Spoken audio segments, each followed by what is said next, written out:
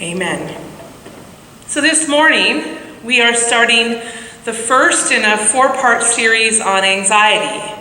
The series is called Anxious for Nothing. And it comes out of a gift that I received last spring and summer as I was going through some of my dark times. I got an email from a friend who said, we saw this pastor when we were on vacation, and we heard this sermon preached, and I think it would be you might really like it. And I wasn't able to watch it then, but as I came to the end of my time off and returned to work, I, on a whim or on a nudge from God, opened those videos up, and they are powerful videos. And as someone who had just come out of a time where anxiety had the upper hand in a lot of my moments, it was stuff that I needed to hear. So I'm going to share some of the ideas I gleaned from him with you. And this is the first part in that series. So for all 4 weeks of our series, we will be looking at the Philippians 4 verses 4 to 7. That's our base.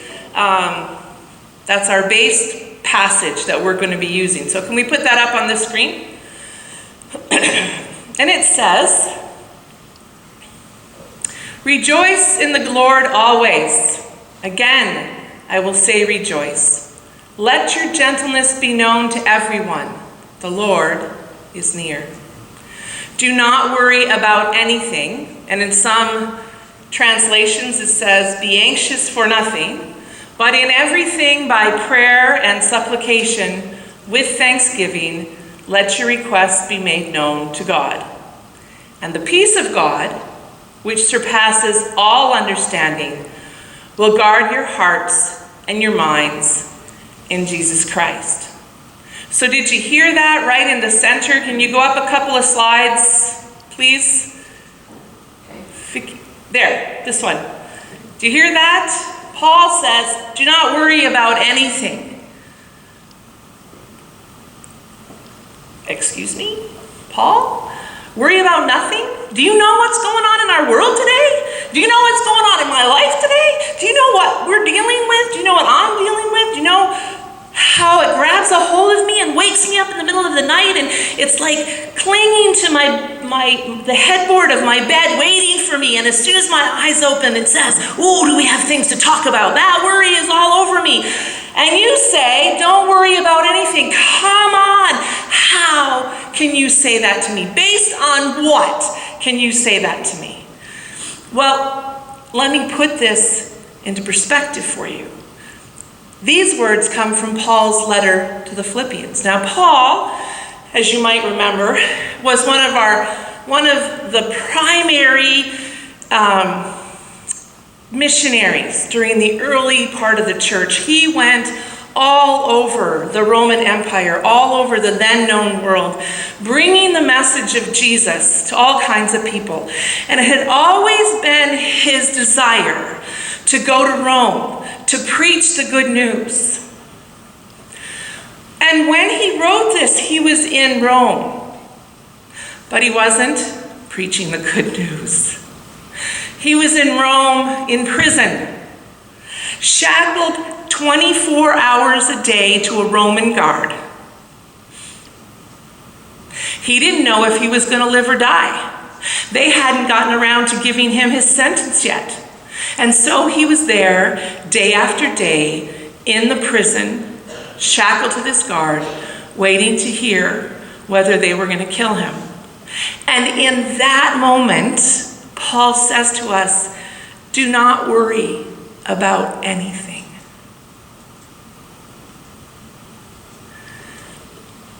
So, we might be able to grab a hold of the fact that Paul knew what anxiety felt like. We might be able to grab hold of the fact that he had as much reason to worry as we do. And so he said, do not worry about anything. But in everything by prayer and supplication with thanksgiving, let your requests be made known to God. And we go on, and the peace of God, which surpasses all understanding, will guard your hearts and your minds in Christ Jesus. It's hard to do that, to be anxious for nothing. It's hard to hear those words, rejoice in the Lord always. And again, I say rejoice. But you see, Paul's encouragement to us to do that comes out of a history of stories where God was there for people in their darkest of darkest moments.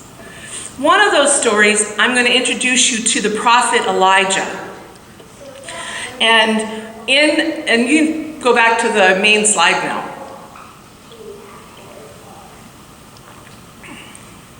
I'm going to introduce you to the prophet Elijah. Elijah was a prophet in the time of King Ahab. King Ahab was the king of Israel, and he was, according to the Gospels, the worst king that Israel ever had. He set up the capital of the kingdom in Samaria. He took a Samaritan princess as his wife, Jezebel, and they started to build temples to Baal, to another god, all over the place. And so because of this, Elijah, the voice of God to the king, Elijah went to Ahab and said, you need to know that for 7 years, there's not going to be any rain, not even any dew, and there will not be enough to eat. And Ahab, and then he left Ahab with that news, and God sent Elijah to an oasis in the middle of the desert. He said, you go to the oasis, I will provide for you. And for the first part of that 7-year famine, Elijah was there in the oasis, and ravens came morning and evening with bread and meat for him to eat. Morning and evening, ravens came to feed him. Eventually the water dried up, and then God said, go to this city, and you will find a widow there, and go and ask her to make you a bread. And so he came to this city, and he saw a widow collecting water, and he said to her, can you give me a drink of water? And she did that. And then he said, will you please make me a cake? And she said, I'm collecting this water to go home and make some bread with the last of my wheat and the last of our oil. And then my son and I, we will die. And Elijah said, have faith. Make me bread first, and God will never abandon you. And so that's what the widow did. And she fed Elijah, and then there was still more wheat and oil. And that little container of wheat and that little container of oil produced bread for the 3 of them for the remainder of the famine. So, but that wasn't all, Then at the end of as the 7 years came to the end, Elijah went to Ahab and said, the famine is about to come to an end. And he says, I want us to perform a test. And he says, I want you to bring all of the prophets of Baal up onto a mountainside, and I'll come too. And they gathered, and he said to the 450 prophets of Baal, right? He said to them, I want you to build a sacrifice and an altar with a sacrifice for your God, and I want you to call out to Baal for him to rain fire down on that sacrifice. And it's a long story, and it's actually a good one. And Elijah got in a couple of good dates at those guys, those 450 prophets, as they danced around and sang, until they were exhausted and falling on the floor. And then, when they were done, he took 12 stones and rebuilt the Lord's altar on that place.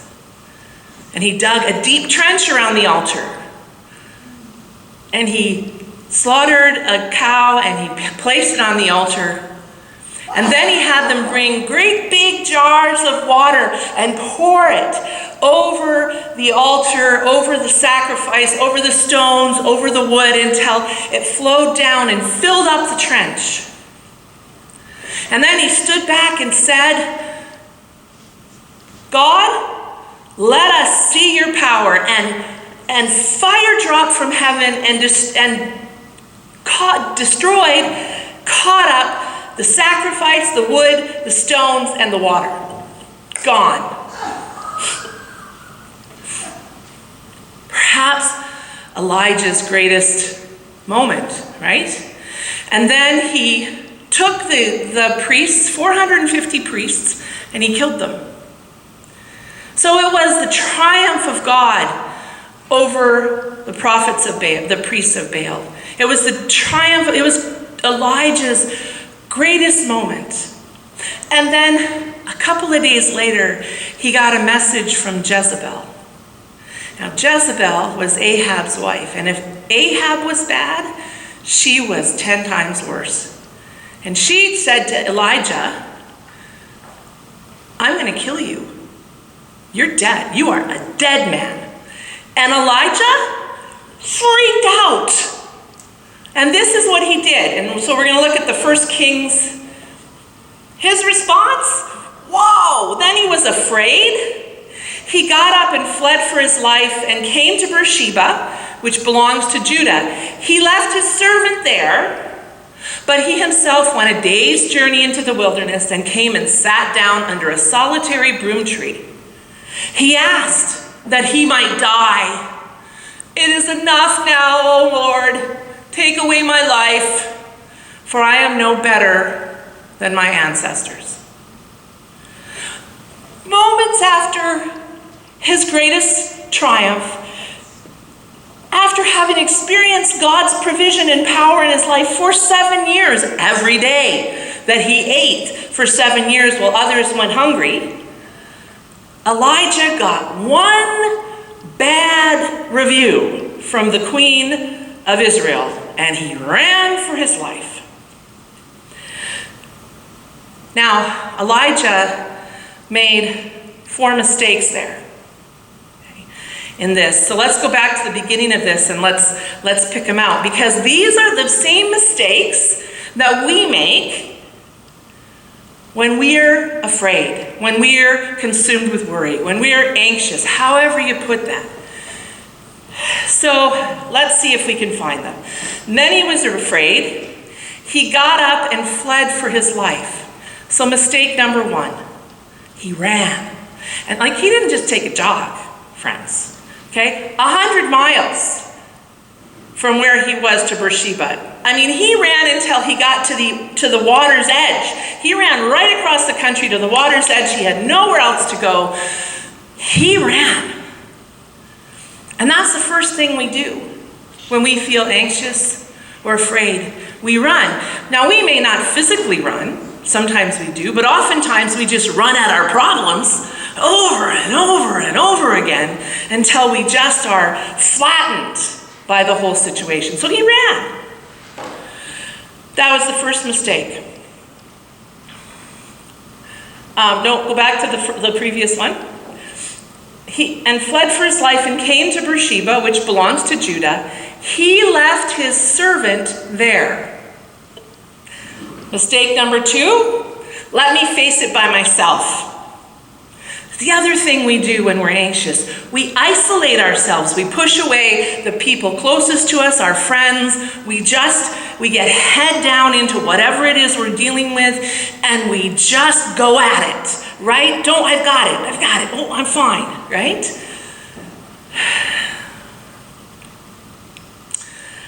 That was the second one. And it says, he himself went a day's journey into the wilderness and came and sat down under a solitary broom tree. He asked that he might die. The third one is he focused on the negatives. I mean, what do you think he was thinking of the whole time he was running? Do you think he was thinking about God? No, he was thinking about that queen, hard on his heels, who had guaranteed that he was going to die. He didn't want to die until now, right? He asked that he might die. It is enough now, O Lord. Take away my life, for I am no better than my ancestors. He ran himself into the ground. He shut people out. He focused on the negative, and he forgot God. Those are the four things that we humans most commonly do when we're worried. We get caught up in what can I do? Or we run. Sometimes there's a geographic cure. We shut the people around us out. We focus on the negative things in our life, and we forget God. Now, can we go back to the first slide of the Philippians 4 passage? Okay, I'll be back to that, so don't leave it there.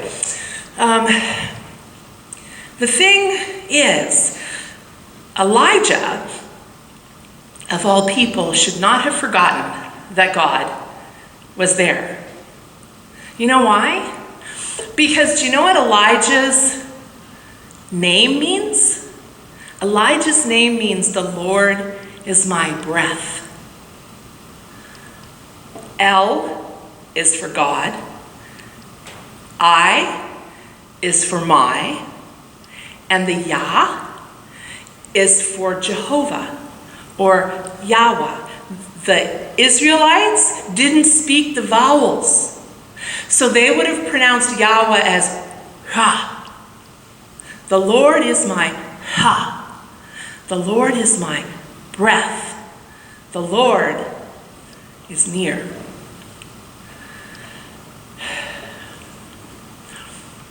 Elijah forgot that. He ran, he shut people out, he focused on the negative, and he forgot about God. And his very name was a reminder. And do you know what God did with Elijah as he lay there pouting and frightened and crying and feeling sorry for himself under that broom tree? You know what he did? He said, take a nap. He didn't criticize him. He said, take a nap. And when Elijah woke up from his nap, there was food there for him. And then when he went back to sleep. For 3 days he napped and ate. And napped and ate, because that was all he could do. And God did that for him. God didn't criticize him. God didn't judge him. God didn't shame him. God didn't guilt him. God gave to him what he needed. Have a nap. Have something to eat. Have another nap. Have something to eat. But then, God did something else. So, after 3 days, I suppose as Elijah was regaining his strength, God said, come over to the mountain, and I will meet you there face to face.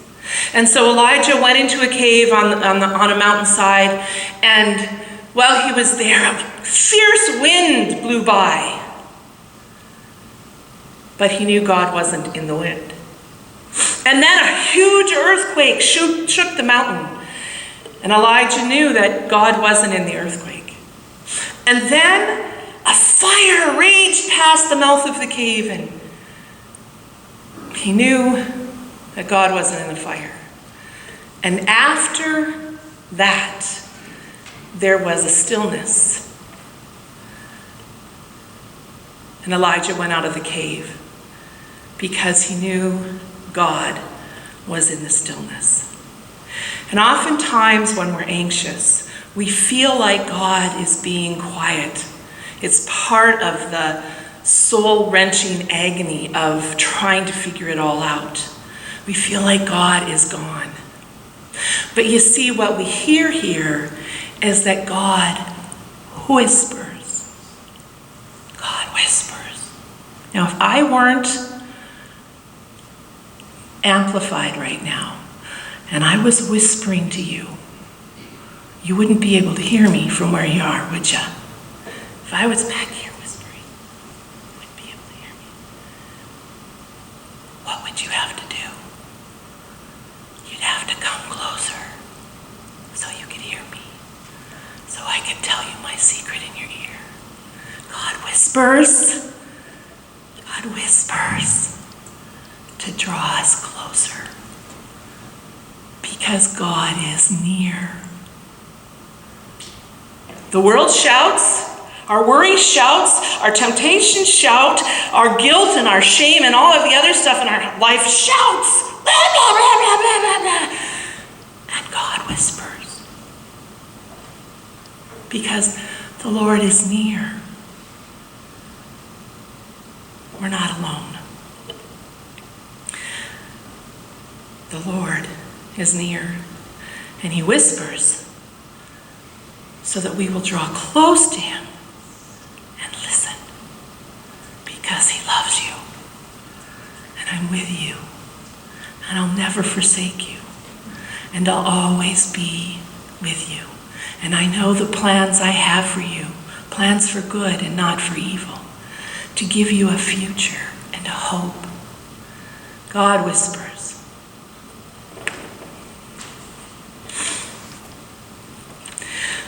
So as you can go back to the main slide, God, as Elijah sat under the broom tree, he wished for death, which was odd, because why was he running from Jezebel? Because he was afraid she would kill him, because really he didn't want to die. He just didn't want to be so afraid, right?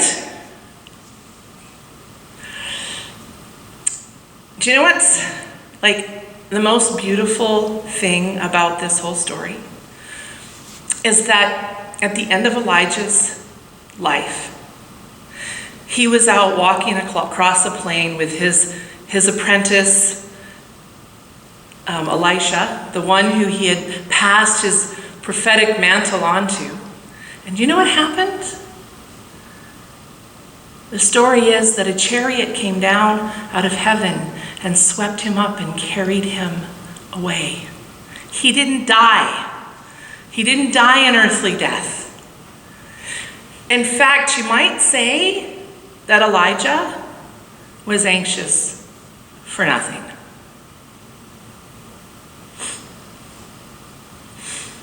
So many of the things we worry about, the things that grab a hold of us, the things that tie our hearts into knot and make our brains scream, so many of them never happen. We're anxious for nothing. Sometimes they do happen, but they're not nearly as bad as we think they'll be. We're anxious for nothing. Sometimes they happen and they're worse than we imagined they might be. And then we get through them, holding on to the hand of God, trusting in his provision. God is near and walks with us, and we come out the other side and we're okay. And we realize that we were anxious for nothing. God is near. God whispers to draw us close. And whatever it is that we're anxious about, he's all over it. Amen.